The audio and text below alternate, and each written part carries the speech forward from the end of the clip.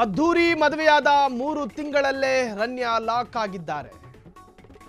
ಹೆಸರಾಂತ ಉದ್ಯಮಿಯನ್ನ ಮದುವೆಯಾಗಿರುವಂತಹ ರನ್ಯಾ ರಾವ್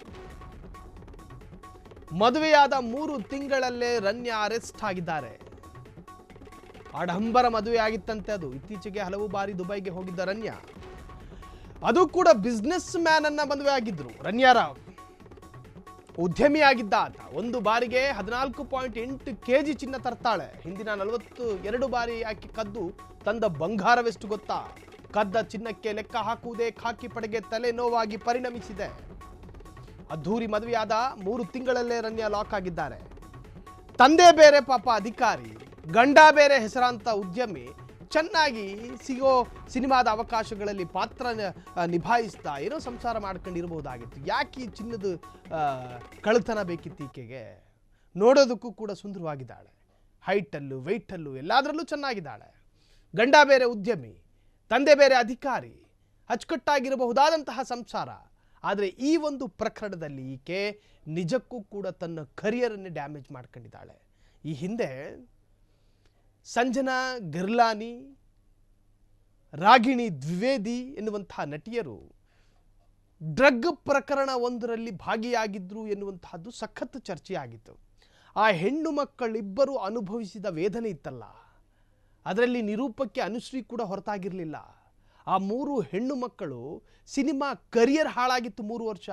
ನೆನಪಿರಲಿ, ಈ ಸಿನಿಮಾ ನಟಿಯರಿಗೆ ಅಥವಾ ನಟರಿಗೆ ಮೇಸ್ತ್ರಿ ಕೆಲಸ ಬರುತ್ತಾ? ಬರಲ್ಲ. ಜನರಲ್ ಸ್ಟೋರ್ ಇಟ್ಕೊಂಡು ಮಾರಾಟ ಮಾಡೋದಕ್ಕೆ ಬರುತ್ತಾ? ಬರಲ್ಲ. ಕಲಾವಿದರಿಗೆ ಕಲೆ ಮಾತ್ರ ಅವರ ಆಸ್ತಿಯಾಗಿರುತ್ತೆ. ಒಂದು ಸಿನಿಮಾದಲ್ಲಿ ಬಣ್ಣ ಹಚ್ಕೊಂಡು ಮಾತ್ರ ನಟನೆ ಮಾಡೋದಕ್ಕೆ ಮಾತ್ರ ಅವರು ಸೀಮಿತ ಆಗಿರ್ತಾರೆ. ಈ ಹೆಣ್ಣು ಮಕ್ಕಳಿಗೆ ಈ ತರಹದ ಪ್ರಕರಣದಲ್ಲಿ ಸಿಕ್ಕಾಕ್ಕೊಂಡ್ರೆ ಸಿನಿಮಾ ಕರಿಯರ್ ಏನಾಗಬೇಕು? ಅಪ್ಪ ಮಾಡಿಟ್ಟಿರೋ ಆಸ್ತಿ ಇದ್ರೆ ಪರವಾಗಿಲ್ಲ, ಏನೂ ಇಲ್ಲ, ನಾವು ಮಧ್ಯಮ ವರ್ಗದಿಂದ ಬಂದ ಹೆಣ್ಣುಮಕ್ಕಳು ಅಂದಾದರೆ ಸ್ವಾವಲಂಬಿಯಾಗಿ ಬದುಕೋದು ಹೇಗೆ? ಹಂಗಾದ್ರೆ ಈ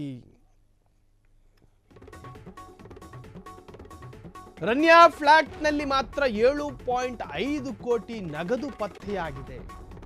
ನಗದು ಜೊತೆಗೆ ಚಿನ್ನಾಭರಣ ಕೂಡ ಪತ್ತೆಯಾಗಿತ್ತು. ನಗದು ಅಪಾರ ಚಿನ್ನಾಭರಣ ಅಧಿಕಾರಿಗಳ ವಶಕ್ಕೆ. ಅದು ಮನೇನ ಜ್ಯುವೆಲ್ಲರಿ ಶಾಪ್ ಗೊತ್ತಾಗ್ತಿಲ್ಲ.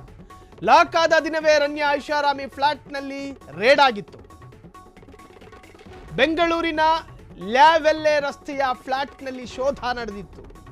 ಈ ಹಾಳು ಮೂಳು ಬಂದು ಸೇರ್ಕೊಳ್ಳದೆ ನಮ್ಮ ಬೆಂಗಳೂರಿನಲ್ಲಿ ನಂದ್ವನಿ ಮ್ಯಾನ್ಷನ್ ಅಪಾರ್ಟ್ಮೆಂಟ್ 3ನೇ ಫ್ಲೋರ್ನಲ್ಲಿತ್ತು ಆಕೆಯ ಮನೆ. ರನ್ಯಾ ಫ್ಲಾಟ್ನಲ್ಲಿ ಮಾತ್ರ 7.5 ಕೋಟಿ ನಗದು ಪತ್ತೆ. ನಗದು ಜೊತೆಗೆ ಚಿನ್ನಾಭರಣ ಕೂಡ ಪತ್ತೆಯಾಗಿತ್ತು. ಬೆಂಗಳೂರಿನಲ್ಲೇ ಇತ್ತು ಆಕೆಯ ಫ್ಲಾಟ್. ನಗದು ಅಪಾರ ಚಿನ್ನಾಭರಣ ಅಧಿಕಾರಿಗಳ ವಶಕ್ಕೆ.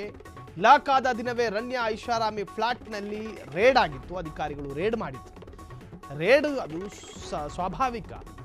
ಈಗ ಏರ್ಪೋರ್ಟ್ನಲ್ಲಿ ಭಾರೀ ಪ್ರಮಾಣದ ಗಾಂಜಾ, ಅಫೀಮು, ಈ ಚಿನ್ನ, ಈ ಥರದ್ದು ಪೊಲೀಸರ ರೇಡ್ನಲ್ಲಿ ಸಿಕ್ಕಾಕೊಂಡ್ರೆ ಮೊದಲು ಆ ಅಕ್ಯೂಸ್ಡ್, ಆರೋಪಿ ಯಾರಿರ್ತಾರೋ ಆಕೆಯ ಅಥವಾ ಆತನ ಮನೆಗೆ ರೇಡ್ ಮಾಡ್ತಾರೆ ಅಧಿಕಾರಿಗಳು. ಸ್ವಾಭಾವಿಕ ಅದು.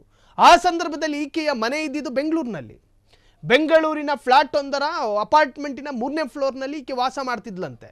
ಆಕೆಯ ಮನೆಯಲ್ಲೇ ಆಕೆ ಚಿನ್ನವನ್ನು ಇಟ್ಕೊಂಡಿದ್ಲು.